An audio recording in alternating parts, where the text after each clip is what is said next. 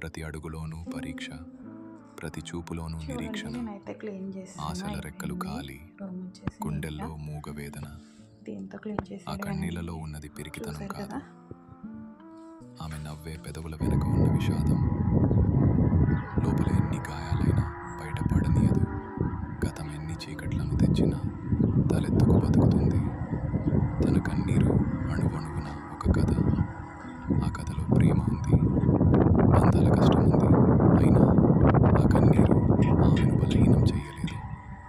అది ఆమెలోని ఆత్మగౌరవాన్ని పోషించింది. ఏమీ చెప్పకుండానే ఎన్నో నేర్చుకున్నది. ఏదైనా సరే ఎదురు నిలిచి పోరాడింది. ఆమె బాధ ఆమెకు ఒక ఆభరణం, అది ఆమె గర్వం, ఆమె నిజమైన అందం. ఇది ఒక కన్నీరు, అది కరిగిపోయేది కాదు, కదిలించేది.